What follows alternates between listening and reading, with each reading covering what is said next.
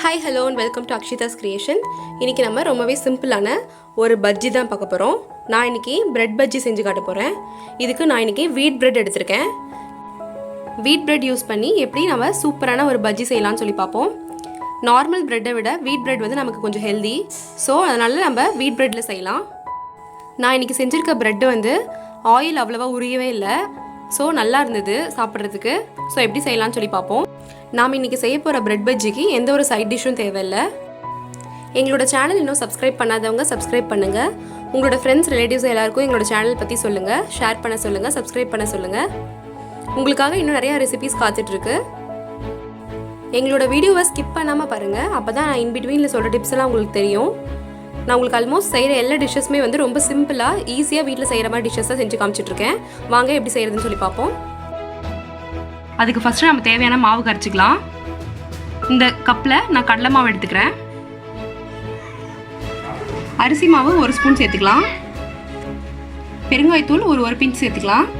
பஜ்ஜிக்கெலாம் பெருங்காயத்தூள் போட்டுட்டு கொஞ்சம் நல்லது. ஸோ அதனால் நம்ம சேர்த்துக்கிறோம். சில்லி பவுடர் ஒரு 1/2 ஸ்பூன் சேர்த்துக்கிறோம். உப்பு தேவையான அளவு போட்டுக்கலாம். ஃபுட் கலர் ஒரு பிஞ்ச் சேர்த்துக்கிறேன். இது வந்து கலர்ஃபுல்லாக இருக்கும், அதுக்காக தான் நாங்கள் ஃபுட் கலர் சேர்த்துக்கிறோம்.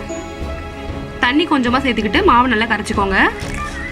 மாவு நல்லா கரைச்சிட்டு அதுக்கப்புறமா உப்பு எப்படி இருக்குன்னு டேஸ்ட் பண்ணி பாருங்கள். பத்தலைனா உப்பு கொஞ்சம் சேர்த்துக்கோங்க. கட்டி விழுகாமல் இந்த மாதிரி கன்சிஸ்டன்சியில் நல்லா கரைச்சிக்கோங்க. நான் இன்றைக்கி 3 ஸ்லைஸ் பிரெட் எடுத்து வச்சுருக்கேன். அதை நம்ம இந்த மாதிரி ட்ரையாங்கிள் ஷேப்பில் கட் பண்ணிக்கலாம்.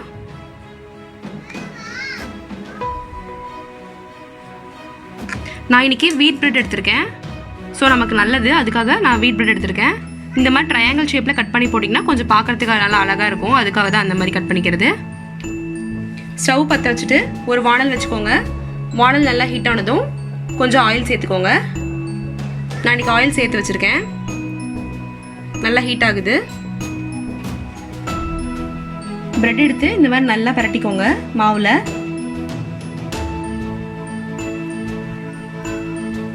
ஃபுல்லாக எல்லா சைடும் மாவு நல்லா அப்ளை ஆனதுக்கப்புறமா ஹீட்டான ஆயிலில் நம்ம இந்த போட்டு எடுத்துக்கலாம். ஆயில் நல்லா ஹீட் ஆகிடுச்சு. இப்போ நம்ம போட்டு எடுத்துக்கலாம்.